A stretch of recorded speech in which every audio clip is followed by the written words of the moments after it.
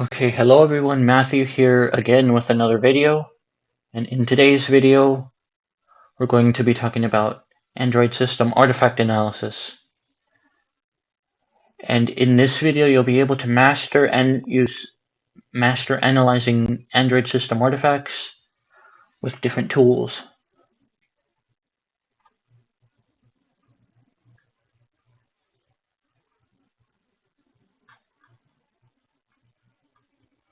And so the goals of today's video are to see what system artifacts that you might see, how to locate them, and how to interpret them.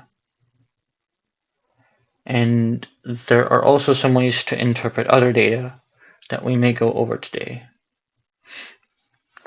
So first of all, system software properties.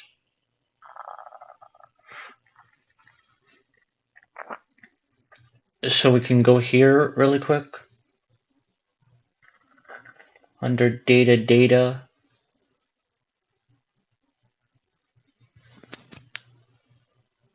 under our data folder, data.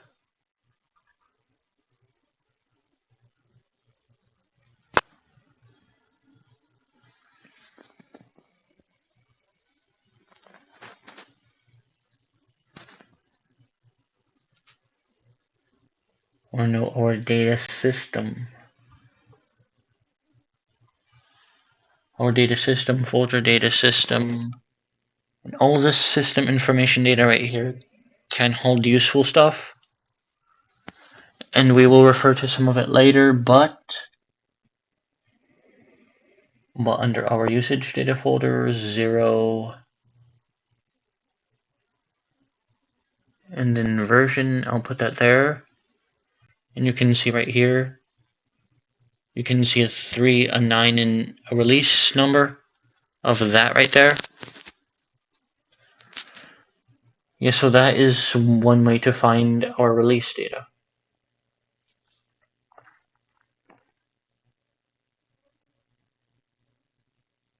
And in some cases, it's there under /data/system_CE/usage/stats/version.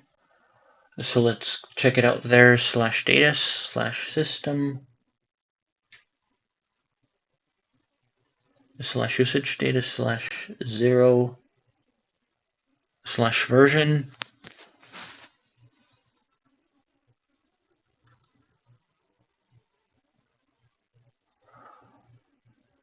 Or in other cases, it's under system_CE, so system_CE/0/usage stats.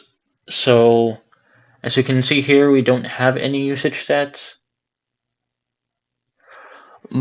But in other newer versions, I believe, of Android, you're going to find it there. So installed applications have many places to find them. So under /system/packages.list, system/packages.list, packages.list,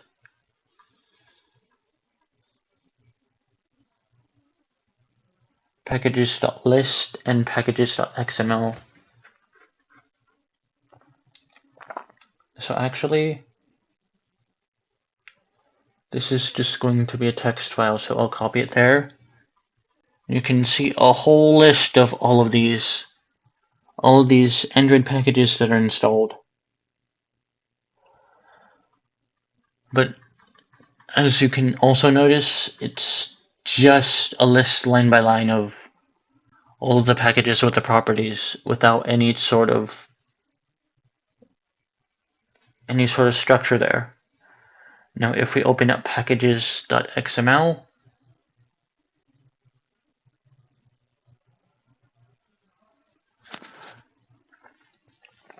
we can see that there's more of a structure here.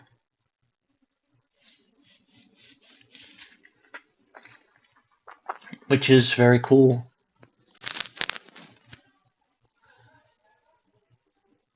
Yeah, because we could see the item name, its package, and its protection status if it has any. So that protection status usually means if it has any sort of permissions and stuff of that nature. And then we also have data com.vending.android. So that's vendor data, so maybe stuff that was bought or stuff that the user of this actually bought is stored somewhere in there. In com.android.vending /databases/library.db. Yeah, again, library.db is the database there. And then vending/databases/local app state.db is another one that does typical things.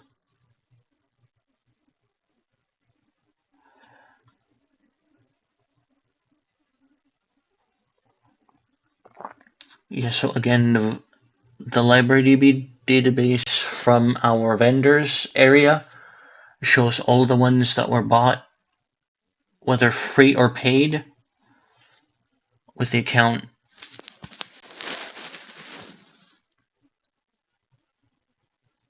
But if there are multiple users on this device, this will be inaccurate since it only shows for the one that bought them. So as I understand from using an iPhone that I have from different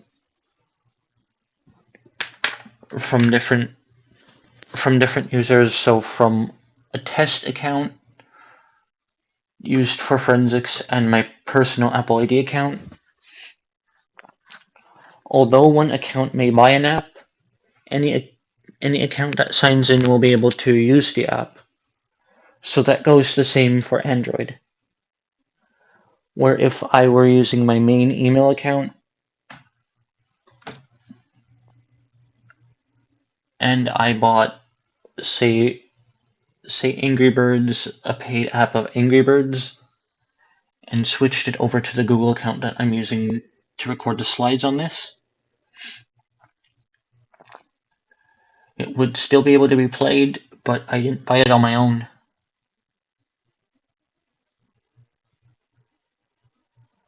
And that same thing would go for the case if I would have gotten a new Android phone. So everything that I had bought prior is stored in that database, and intuitively the Google Play Store would archive that data or would reference that data when it's showing me apps. So say I downloaded Firefox on all of my previous devices and I got the newest, shiniest Android phone, it would already show that it would show the cloud button or whatever it shows when I can just re-download it and not say install again, or in the case of a paid app, show the $199 or however much it costs to actually buy the app. So permissions and packages.xml. So permissions are also listed in our packages.xml thing that I show up there. So permissions, what permission does the app have or not have? You can see it there. So if it's granted, that will show us if the app actually has that permission or not. And flags are flags based on permissions.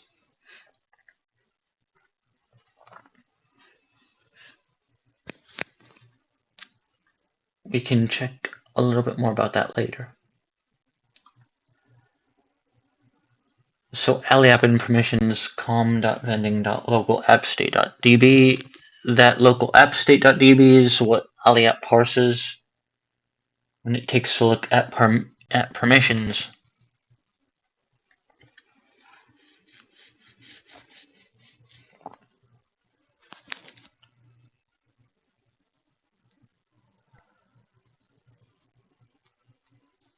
So let's take a look at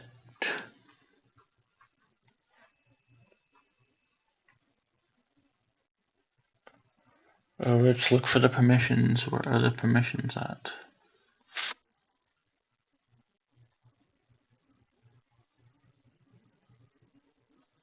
And this apropos.xml is another thing that we can find permissions in. Package and shared user.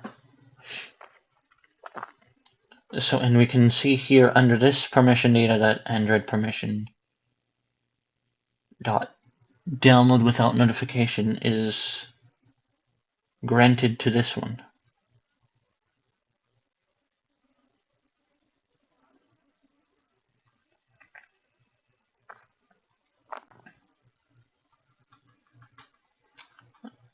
So this will list out all of the granted permissions.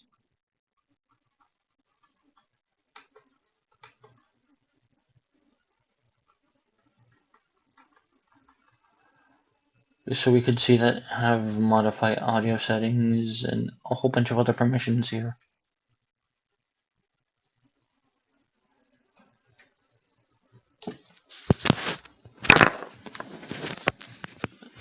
That are given to Android.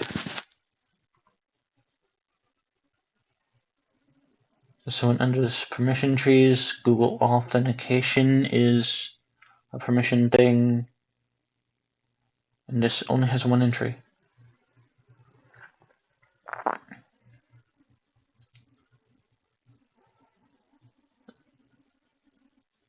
So when this also has a bunch of numbers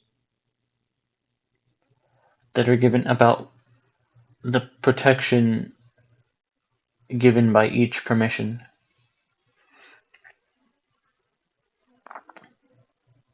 And this is the runtime permissions. So these are the permissions that each app will have at runtime.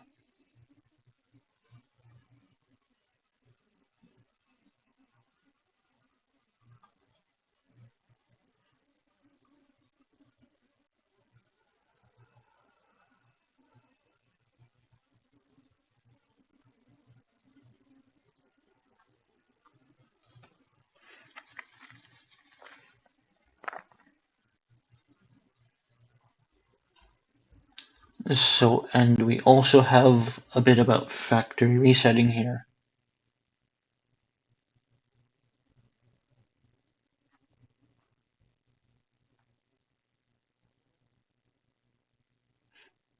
So it is under data/miscellaneous/bootstat/factory reset. So this phone specifically was not factory reset, but the factory reset was, or the file marking factory reset was created.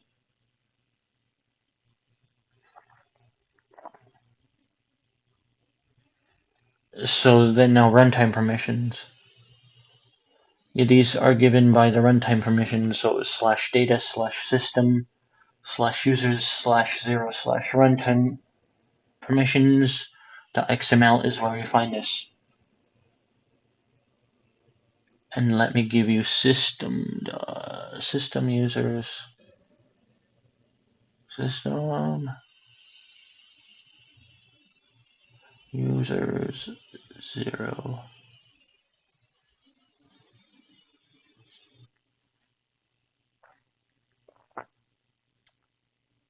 Oh nice, a list of users. So you could see here under this one you'll be able to find users. So if there's multiple users, this would have multiple fields for different users. So users 0.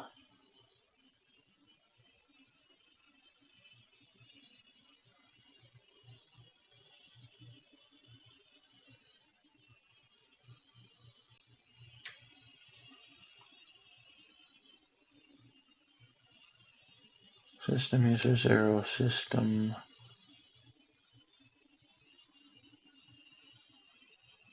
runtime permissions.xml.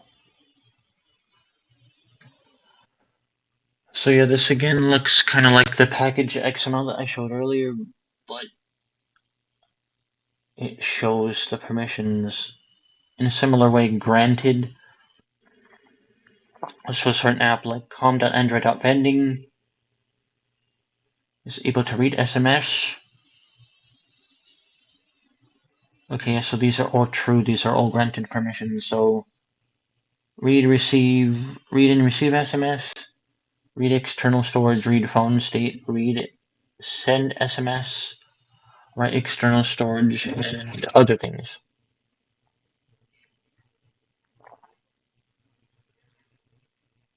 And so yeah, you can see this is a great way of seeing all the permissions and also the flags these permissions have given to them.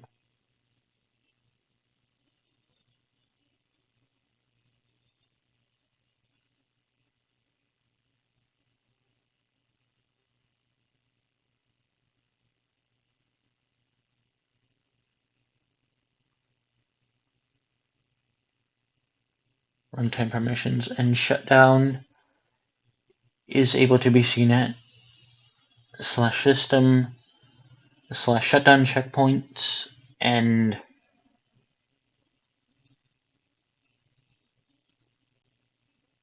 in this case, let me see, system shutdown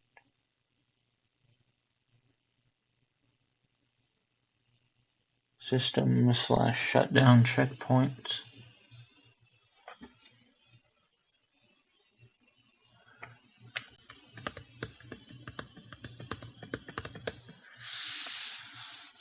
Okay, so in the specific image we have, there was no shutdown checkpoints that we can find here, but it would show something like this.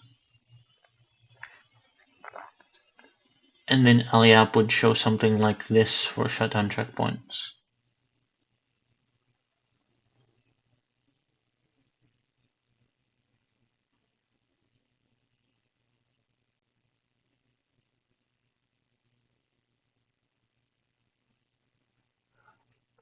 Okay, wait a second. It's in a folder.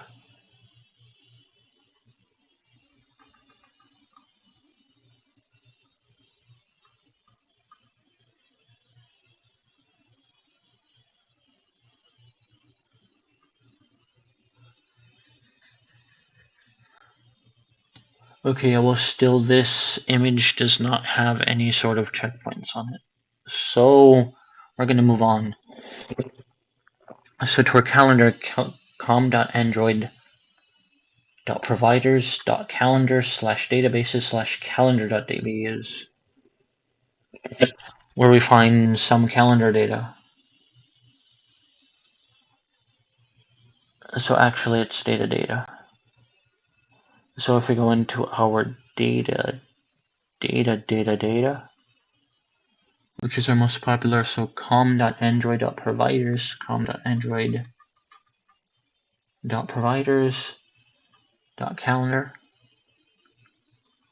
which is right here, databases.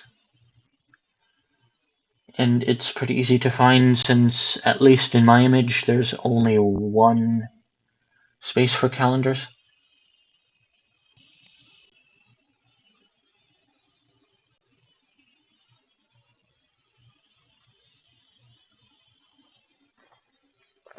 So we could see right here that there's events. So just the generic events that are on any other calendar are shown here, as well as reminders that our guy may have. Our guy does not have any reminders. And color labels here, as well as calendar alerts and other types of calendars.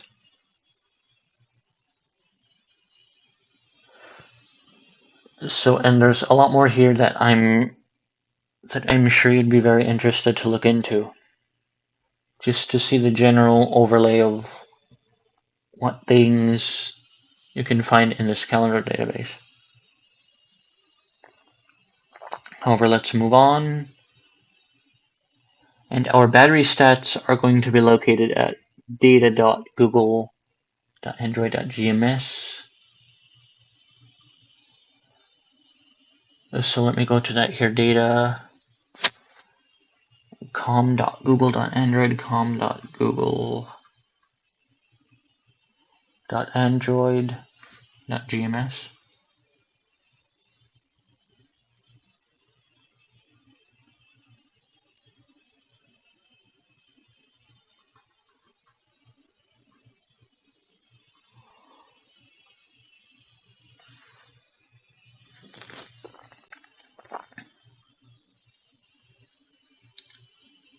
Okay, so slash shared prefs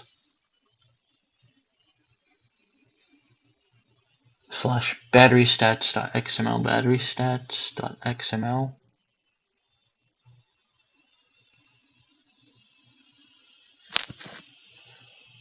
And so you can see that at the point that this was updated, it was not charging. And our last run was at that time. Our dump in milliseconds was at that time. The last reset was at that time. And every 7,200 seconds, so 60 seconds divided by 72.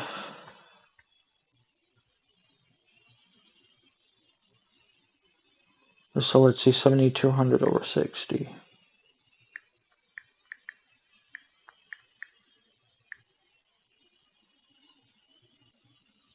So every 120 minutes it updates.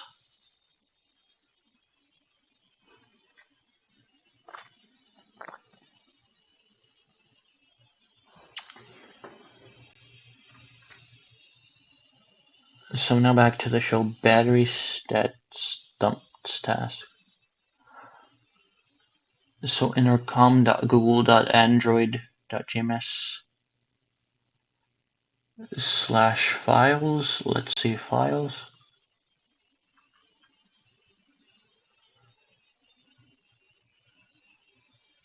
Slash battery dumps this task.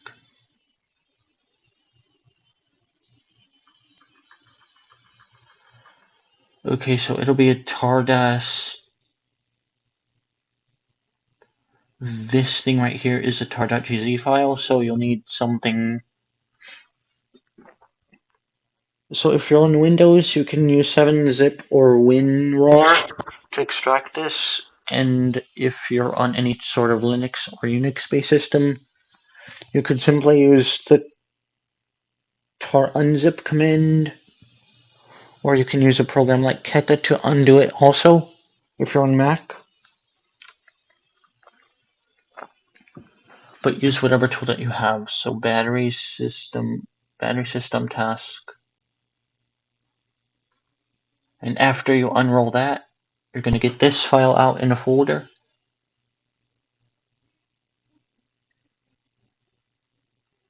And it's also a plain text file that'll show this.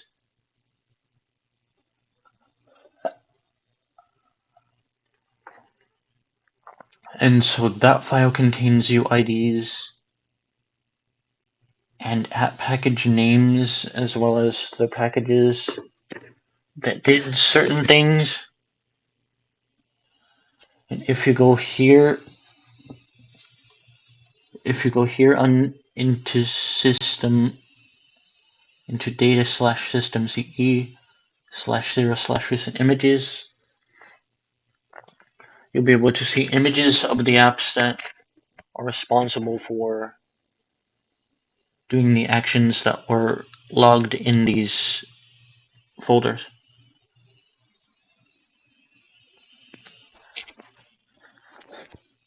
So our usage stats are typed in a usage stats file that's under the system/usage stats/0 and also stored in XML like most of these other settings and permission type of deals. And you're back again to battery stats. Yeah, we saw that earlier. And so now Bluetooth under misc /bluetooth /btconfig.conf, which is yet again another sort of text file.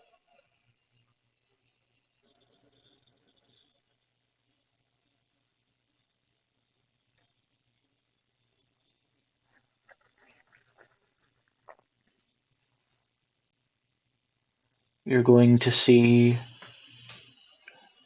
this kind of file structure down here. I don't know if you can see that very well, but you're going to see the adapter and the MAC address and some other information about it. And in aliap, you'll be able to see the device names, you'll be able to see the MAC address and the link key. And we're coming towards the end of this.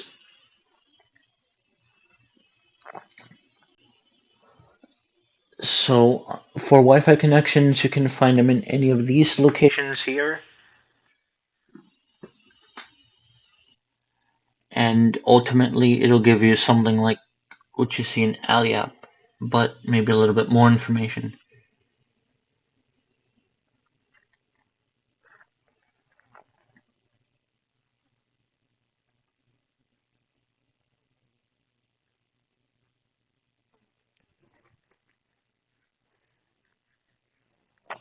Okay, so now that we've gotten through Wi-Fi connections, I think it's a pretty good time to end this off. And with that being said, the homework assignment for you guys tonight is to go through every single one of these things that I just shared and see what more information you can find. And also see if in any of these system folders you can find any other cool information. Since this is most likely going to be the last video of the series, I want you to find as much more new information in the Android file system as you can. And with that all out of the way, I hope you guys really enjoyed this, and I hope you guys also enjoyed the series. And with that being said, thank you guys for all the support on the series, and I hope you guys go on to have fun with forensics and have an awesome day wherever you are in the world.